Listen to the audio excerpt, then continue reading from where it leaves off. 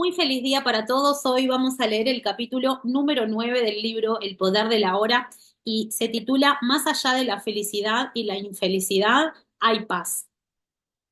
Dice así, bien superior más allá del bien y del mal. ¿Hay diferencias entre la felicidad y la paz interior?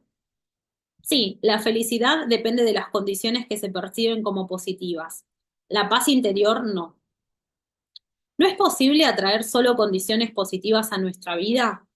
Si nuestra actitud y nuestro pensamiento son solo positivos, ¿manifestaríamos solo eventos y situaciones positivos? ¿Es esto cierto? ¿Sabe usted verdaderamente lo que es positivo y negativo? ¿Tiene el cuadro general? Ha habido muchas personas para quienes la limitación, el fracaso, la pérdida, la enfermedad o el dolor en cualquier forma se convirtieron en sus mayores maestros.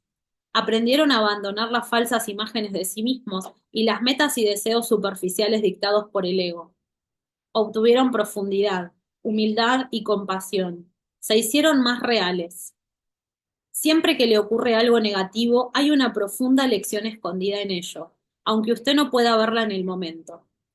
Incluso una enfermedad breve o un accidente puede mostrarle lo que es real e irreal en su vida, lo que en últimas importa y lo que no. Vistas desde una perspectiva más alta, las condiciones son siempre positivas. Para ser más preciso, no son ni positivas ni negativas, son como son. Y cuando usted vive una aceptación completa de lo que es la única forma cuerda de vivir, no hay bueno ni malo en su vida. Solo hay un bien superior que incluye el mal. Visto desde la perspectiva de la mente, sin embargo, hay bien y mal, gusto y disgusto, amor y odio. Por eso en el libro del Génesis se dice que Adán y Eva no pudieron seguir viviendo en el paraíso cuando comieron del árbol del conocimiento del bien y del mal. Eso me suena a negación y autoengaño. Cuando algo terrible me ocurre a mí o a alguien cercano a mí, ya sea un accidente, una enfermedad, dolor o alguna muerte, puedo aparentar que no es malo, pero el hecho demuestra que es malo. Así que ¿por qué negarlo? Usted no está aparentando nada, está permitiendo que sea como es, eso es todo. Ese permitir ser lo lleva más allá de la mente con sus patrones, esos patrones de resistencia que crean las polaridades positiva y negativa. Es un aspecto esencial del perdón. El perdón del presente es incluso más importante que el perdón del pasado. Si usted perdona cada momento, le permite que sea como es.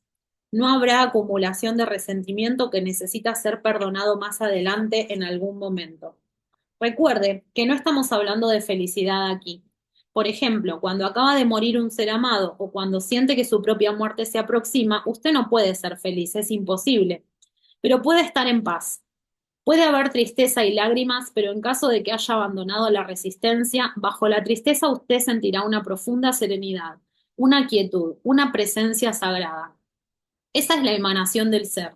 Esa es la paz interior, el bien que no tiene contrario. Y si es una situación en la que puedo hacer algo, ¿cómo puedo permitirle ser y cambiarla al mismo tiempo? Haga lo que tiene que hacer. Mientras tanto, acepte lo que es, puesto que mente y resistencia son sinónimos. La aceptación lo libera inmediatamente del dominio de su mente y así lo vuelve a conectar con el ser. Como resultado, las motivaciones habituales del ego para actuar, el miedo, la codicia, el control, la defensa o la alimentación del falso sentido de sí mismo, dejarán de operar. Ahora está el mando una inteligencia mucho mayor que la mente, y por lo tanto fluirá en su actuación una calidad diferente de conciencia. Acepta lo que venga tejido en el diseño de tu destino, porque ¿qué podría acomodarse más adecuadamente a tus necesidades? Esto fue escrito hace 2000 años por Marco Aurelio, uno de esos seres humanos extraordinariamente escasos que tuvieron el poder mundano al mismo tiempo que la sabiduría. Parece que la mayoría de las personas necesita experimentar mucho sufrimiento antes de abandonar la resistencia y aceptar, antes de perdonar. En cuanto lo hacen, ocurre uno de los mayores milagros, el despertar de la conciencia del ser a través de lo que parece ser el mal, la transmutación del sufrimiento en paz interior. El efecto final de todo el mal y el sufrimiento que hay en el mundo consistirá en que los seres humanos se darán cuenta de quiénes son más allá del nombre y la forma.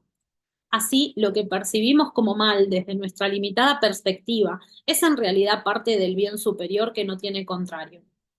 Esto, sin embargo, no se hace verdad para usted sino por medio del perdón.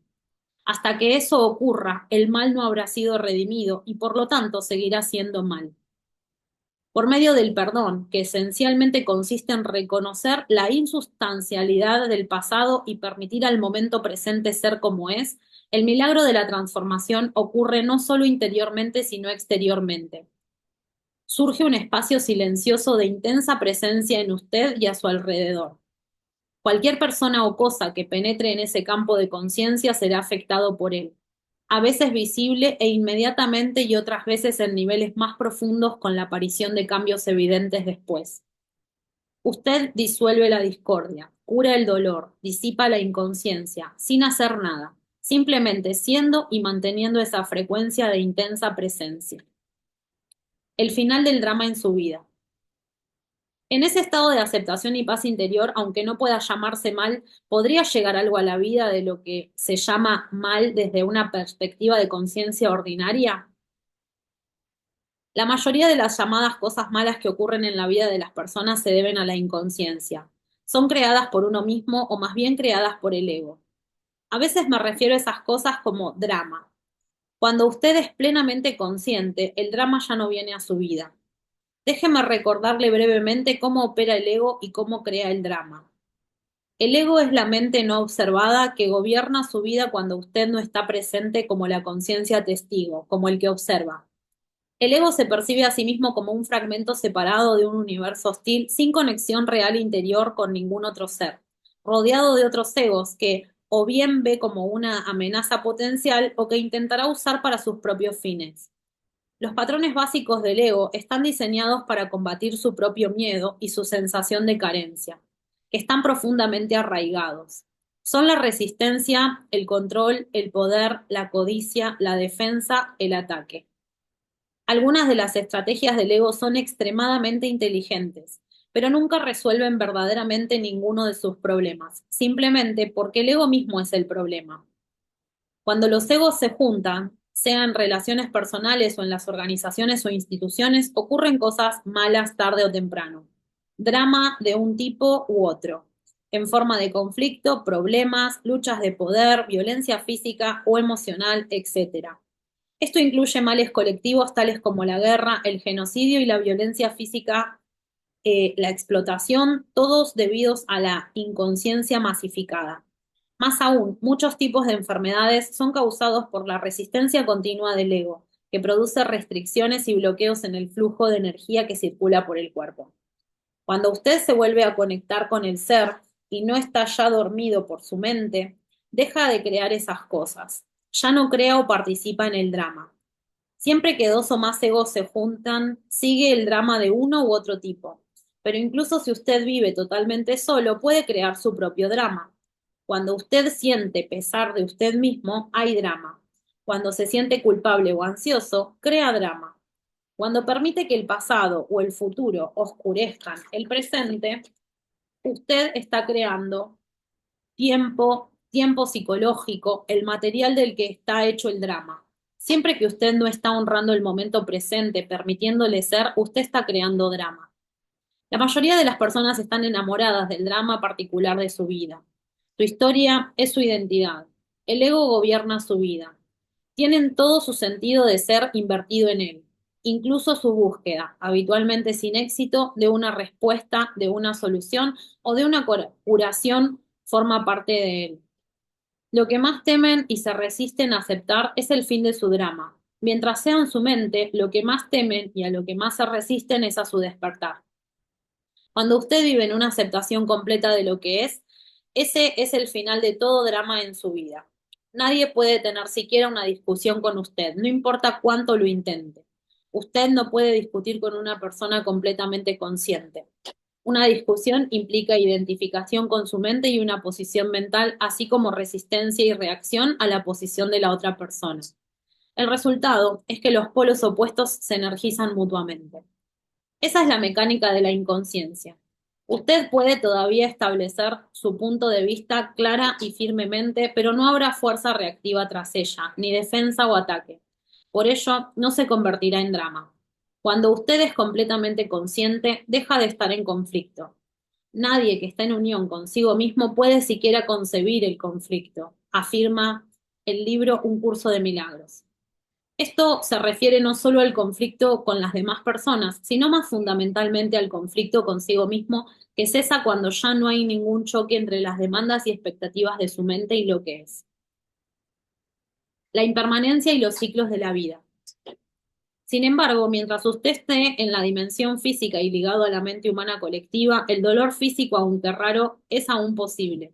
Esto no debe confundirse con el sufrimiento, con el dolor mental emocional. Todo sufrimiento es creado por el ego y se debe a la resistencia.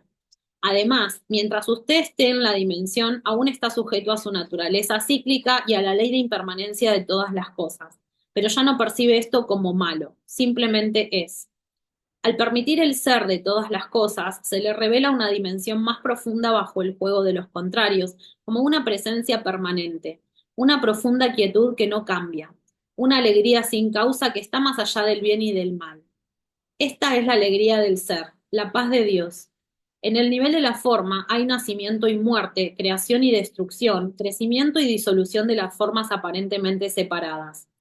Esto se refleja en todas partes, en el ciclo vital de una estrella o de un planeta, en un cuerpo físico, un árbol, una flor, en el surgimiento y la caída de las naciones, los sistemas políticos, las civilizaciones y en los inevitables ciclos de ganancia y pérdida de la vida de un individuo.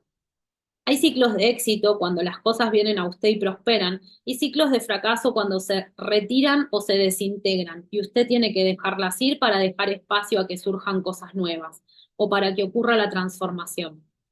Si usted se aferra y se resiste a este punto, significa que está rehusando seguir el flujo de la vida y sufrirá.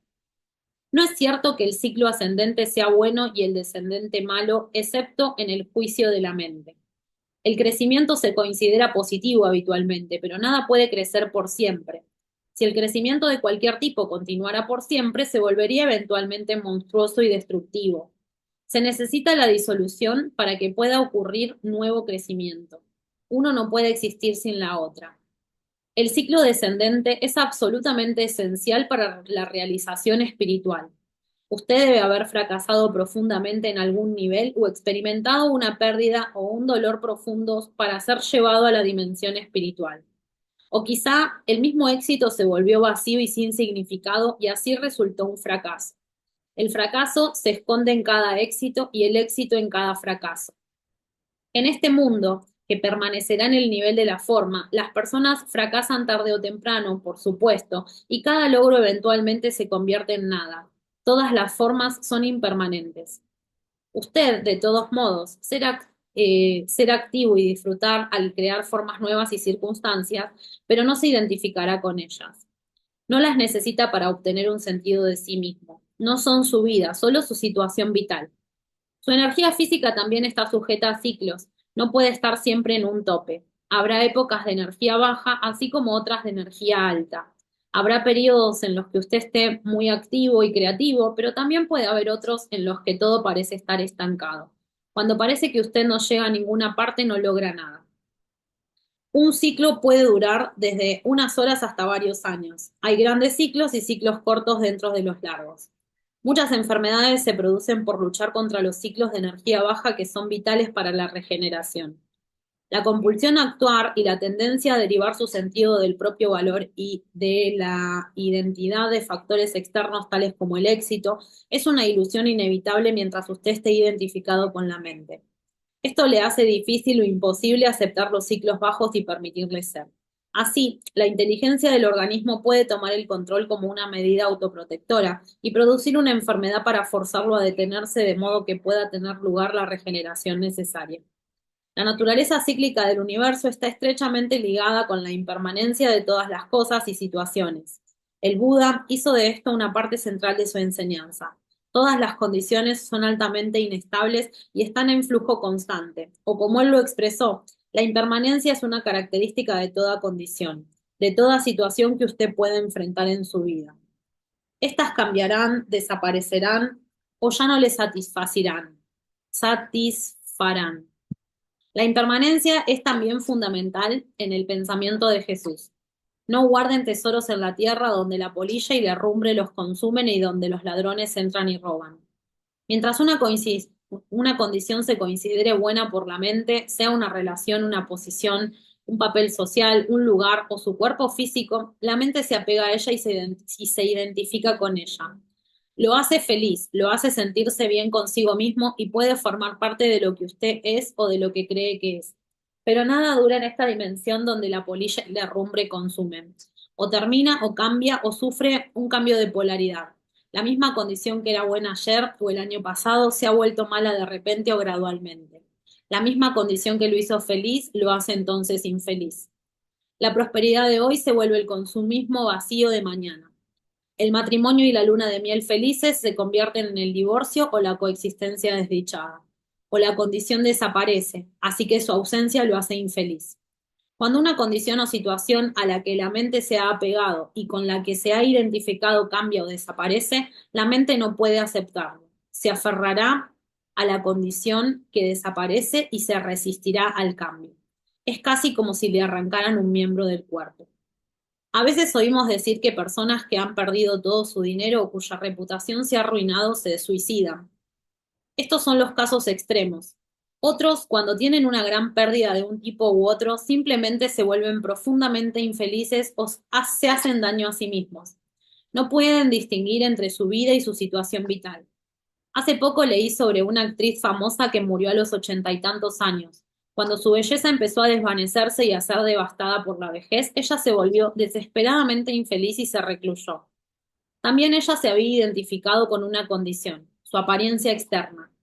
Primero, la condición le dio un sentido feliz de sí misma, luego uno infeliz. Si hubiera sido capaz de conectarse con la vida sin forma y sin tiempo de su interioridad, podría haber observado y permitido el marchitamiento de su forma externa desde un lugar de serenidad y paz. Más aún, su forma externa se habría vuelto cada vez más transparente a la luz de su naturaleza verdadera y sin edad que brillaba a través de ella. Así que su belleza no se habría marchitado, sino simplemente se habría transformado en belleza espiritual. Sin embargo, nadie le dijo que esto era posible. El tipo de conocimiento más esencial no es todavía ampliamente accesible. El Buda enseñó que incluso la felicidad es dukkha, una palabra pali que significa sufrimiento o insatisfacción. Es inseparable de su contrario.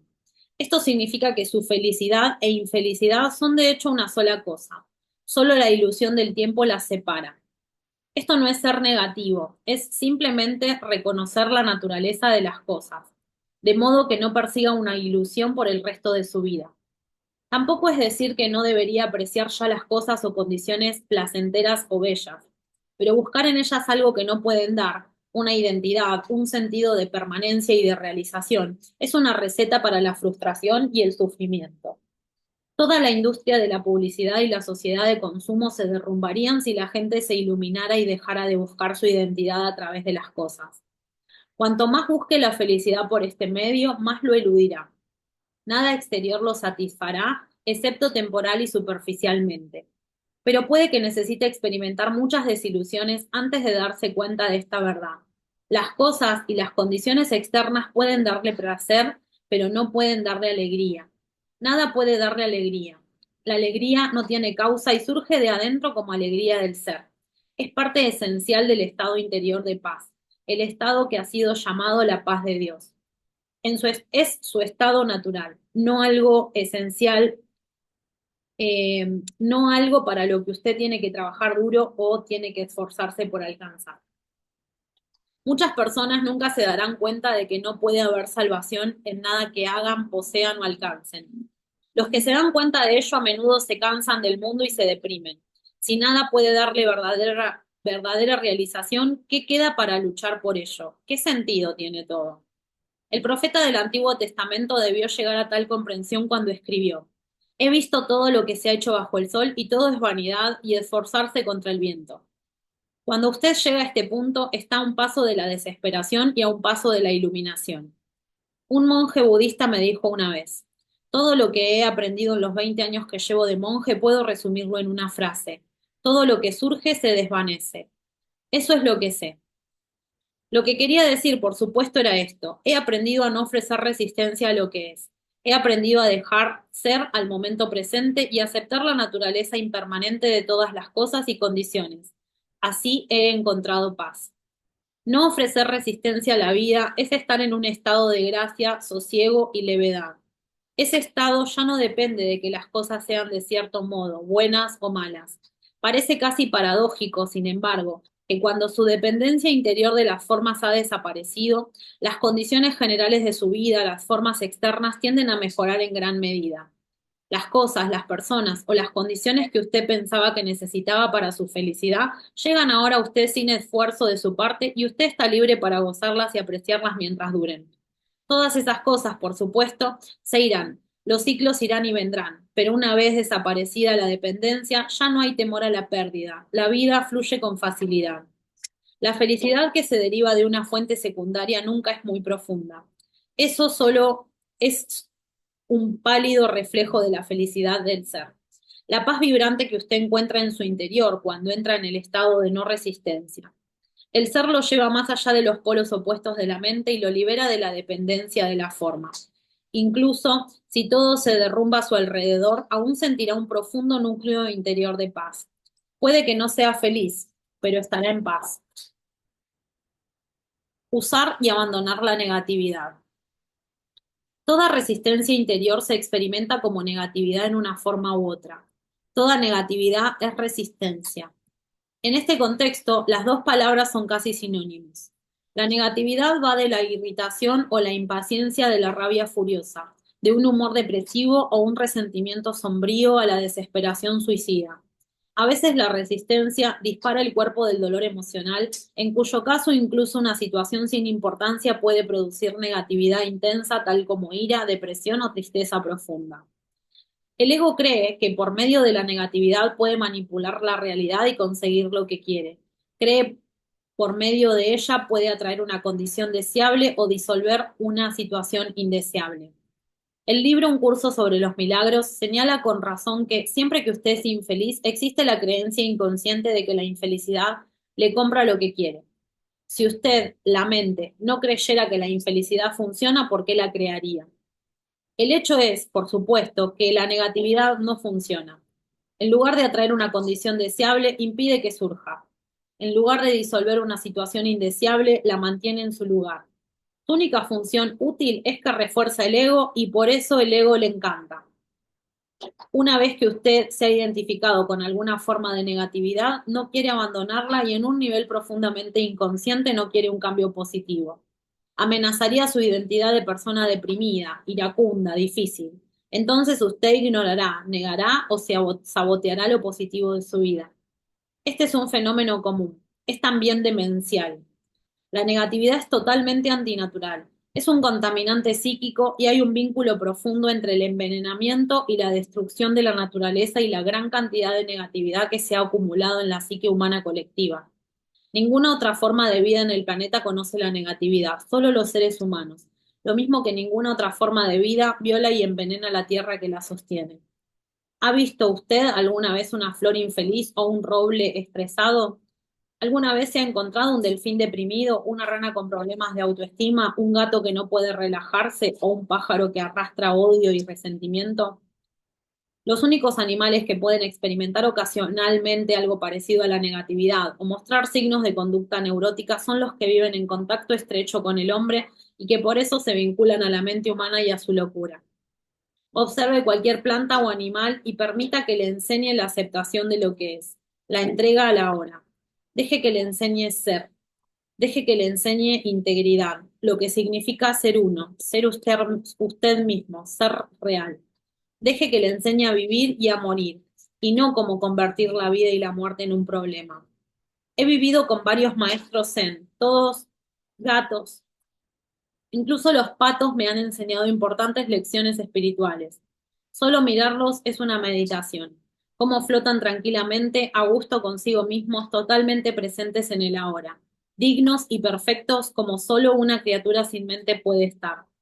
Ocasionalmente, sin embargo, Dos patos se enzarzarán en una pelea, a veces sin razón aparente, o porque uno se ha metido en el espacio privado del otro. La pelea generalmente dura solo unos segundos y después los patos se separan, nadan en diferente dirección y aletean vigorosamente unas cuantas veces. Continúan entonces nadando tranquilamente como si la pelea nunca hubiera ocurrido. Cuando observé esto por primera vez, noté de repente que al mover las alas estaban liberando el exceso de energía, evitando así quedar atrapados en su cuerpo y caer en la negatividad. Esto es sabiduría natural, y es fácil para ellos porque no tienen una mente que mantenga vivo el pasado innecesariamente y que construya una identidad en torno a él.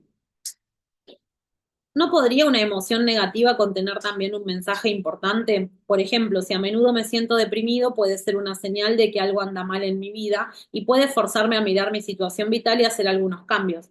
Así que necesito escuchar lo que la emoción me está diciendo y no rechazarla simplemente como negativa. Sí, las emociones negativas recurrentes a menudo contienen un mensaje, lo mismo que las enfermedades. Pero cualquier cambio que usted haga, sea que tenga que ver con su trabajo, con sus relaciones o con lo que lo rodea, es en últimas solo cosmético, a menos que surja un cambio en su nivel de conciencia. Y en cuanto a esto, solo puede significar una cosa: volverse más presente. Cuando usted ha alcanzado cierto nivel de presencia, no necesita la negatividad para decirle lo que es necesario en su situación vital. Pero mientras la negatividad esté ahí, úsela. Úsela como una especie de señal que le recuerde estar más presente.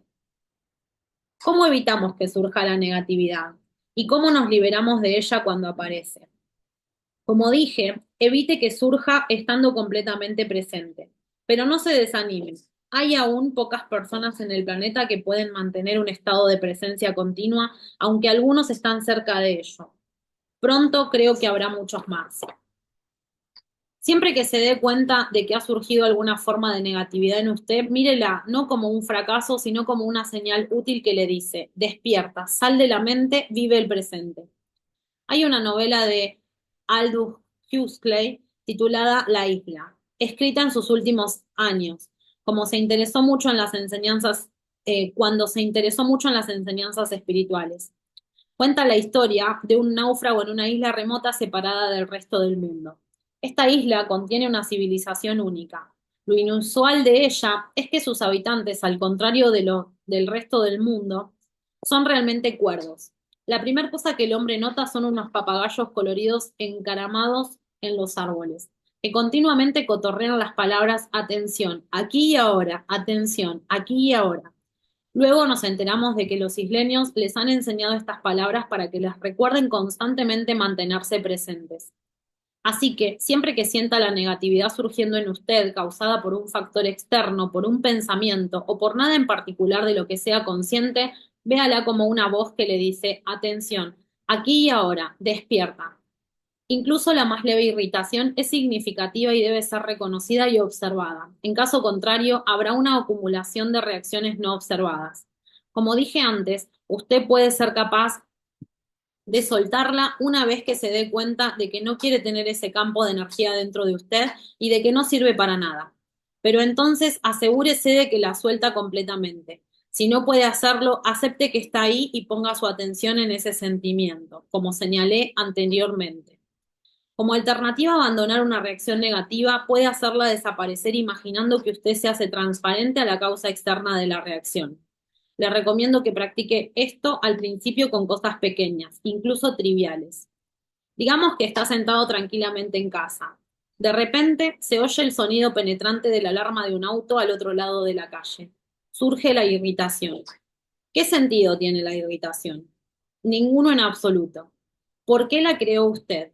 No lo hizo, fue la mente. Fue totalmente automático, totalmente inconsciente. ¿Y por qué la creó la mente? Porque tiene la creencia inconsciente de que su resistencia, que usted experimenta como negatividad o infelicidad de alguna forma, disolverá en alguna medida la condición indeseable. Esto, por supuesto, es un engaño. La resistencia que crea, la irritación o ira en este caso, es mucho más perturbadora que la causa original que está tratando de disolver. Todo esto puede transformarse en una práctica espiritual. Siéntase a sí mismo volviéndose transparente como quien dice, sin la solidez de un cuerpo material. Ahora permita que el sonido o lo que sea que cause la reacción negativa pase a través de usted. Ya no golpeará una pared sólida dentro de usted, como dije. Practique con cosas pequeñas primero. La alarma del auto, el perro que ladra, los niños que gritan, la congestión del tráfico. En lugar de tener un muro de resistencia dentro de usted que es golpeado constantemente y dolorosamente por las cosas que no deberían estar sucediendo, deje que todo pase a través de usted. Alguien le dice algo indelicado o con la intención de molestarlo. En lugar de tener una reacción negativa inconsciente como ataque, defensa o repliegue, permite que pase a través de usted. No ofrezca resistencia. Es como si ya no hubiera nadie ahí que pudiera ser herido. Eso es el perdón. En esa forma, usted se vuelve invulnerable. Usted puede decirle a esa persona que, de todos modos, su conducta es inaceptable si eso es lo que escoge hacer. Pero esa persona ya no tiene el poder de controlar su estado interior. Usted está entonces en su propio poder, no en el de la otra persona. Y tampoco está gobernado por su mente. Se trata de una alarma de auto, una persona descortés, una inundación, un terremoto o la pérdida de todas sus posiciones. El mecanismo de resistencia es el mismo.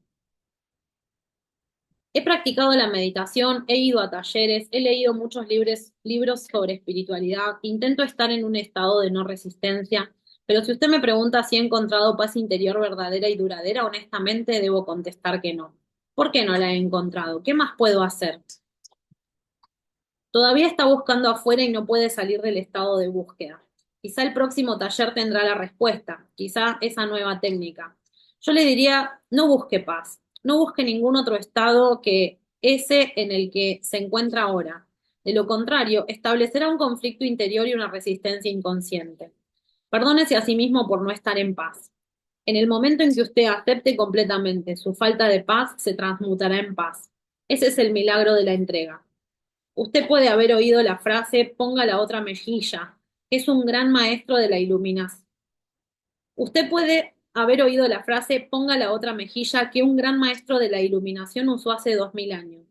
Estaba tratando de comunicar simbólicamente el secreto de la no resistencia y la no reacción. En esa afirmación, como en todas las otras que hizo, se refería solo a su realidad interior, no a la conducta externa de su vida. ¿Conoce la historia de Banzan?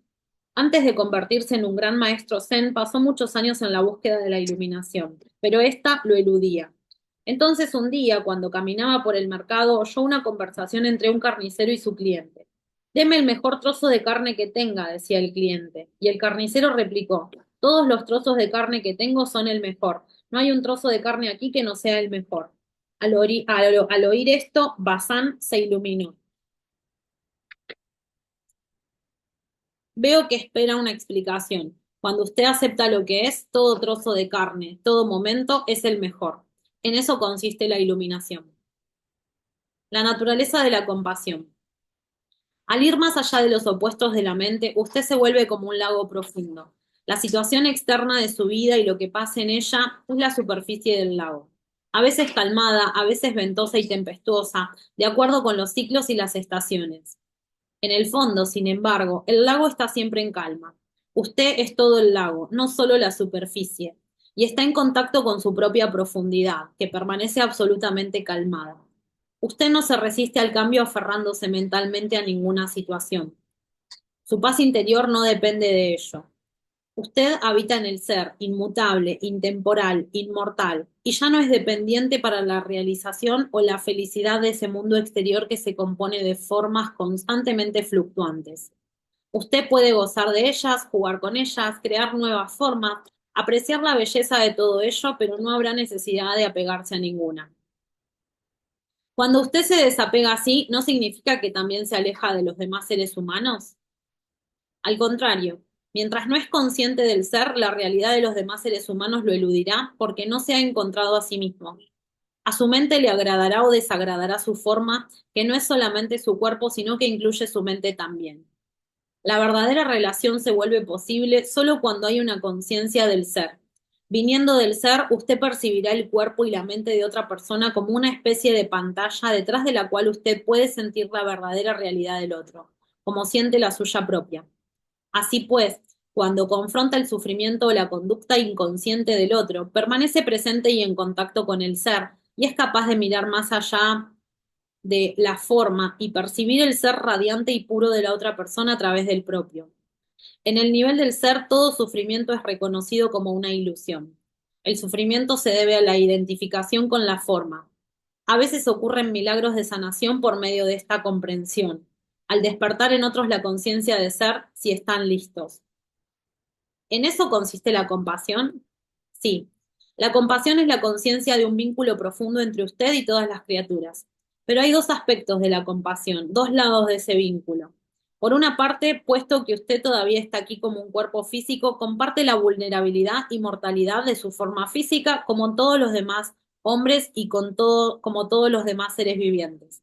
La próxima vez que diga no tengo nada en común con esa persona, recuerde que tiene mucho en común. Dentro de unos años, 2 o 70, no hay mucha diferencia, ambos se habrán convertido en cadáveres, que se pudren, luego en montones de polvo, luego en nada.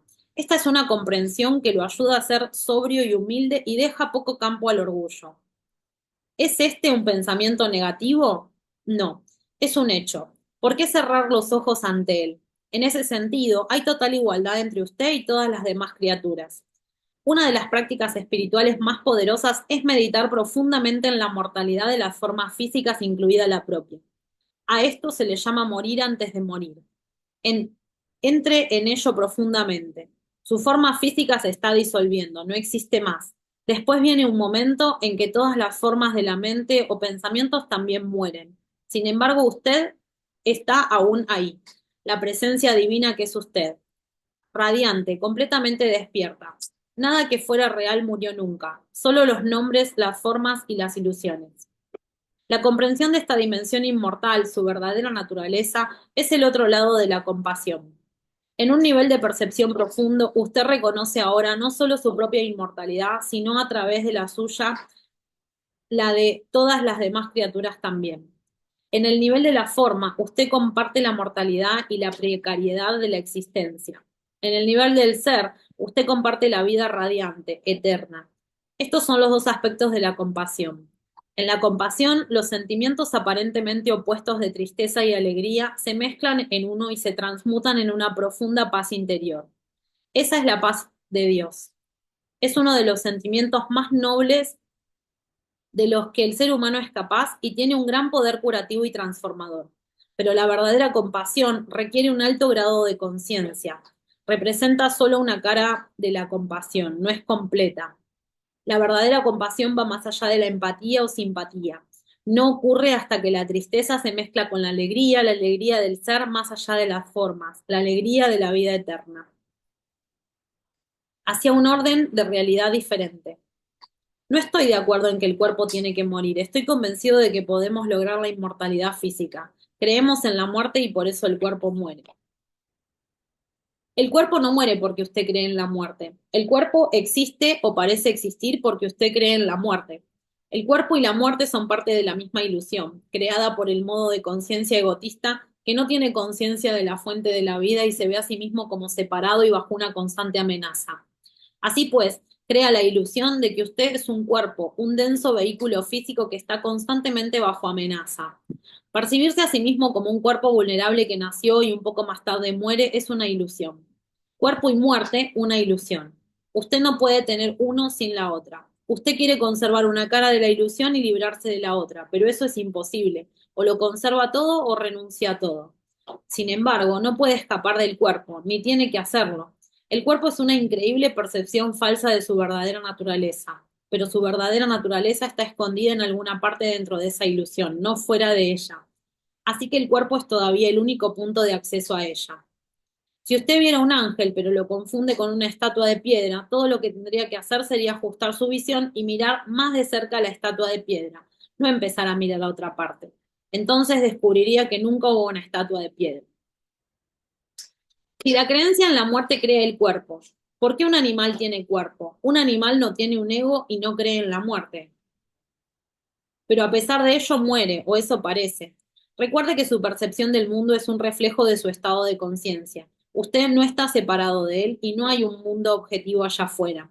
En cada momento, su conciencia crea el mundo que usted habita. Una de las grandes comprensiones que ha surgido de la física moderna es el de la unidad entre el observador y lo observado. La persona que dirige el experimento, la conciencia observadora, no puede separarse de los fenómenos observados, y una forma diferente de mirar hace que los fenómenos observados se comporten de modo diferente.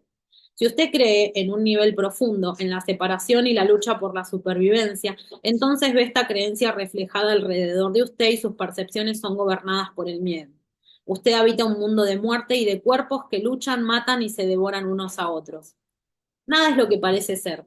El mundo que usted crea y ve a través de la mente egotista pueden parecer un lugar muy imperfecto, incluso un valle de lágrimas. Pero cualquier cosa que usted perciba es solamente una especie de símbolo, como una imagen en un sueño. Es la forma en que su conciencia interpreta e interactúa con la danza de energía molecular del universo. Esta energía es la materia prima de la llamada realidad física. Usted la ve como cuerpo sin nacimiento y muerte, o como lucha por la supervivencia. Es posible, y de hecho existe un número infinito de interpretaciones completamente diferentes, de mundos completamente diferentes según la conciencia que los perciba. Cada ser es un punto focal de conciencia y cada punto focal crea su propio mundo, aunque todos los mundos están interconectados. Hay un mundo humano, un mundo de las hormigas, un mundo de los delfines, etc. Hay innumerables seres cuya frecuencia de conciencia es tan diferente de la suya que probablemente usted es inconsciente de su existencia como ellos lo son de la suya. Los seres altamente conscientes, que se dan cuenta de su conexión con la fuente y con los demás, habitarán un mundo que parecería un reino celestial y sin embargo todos los mundos son finalmente uno. Nuestro mundo humano colectivo se crea en gran medida por medio del nivel de conciencia que llamamos mente. Incluso dentro del mundo colectivo humano hay grandes diferencias, muchos submundos diferentes,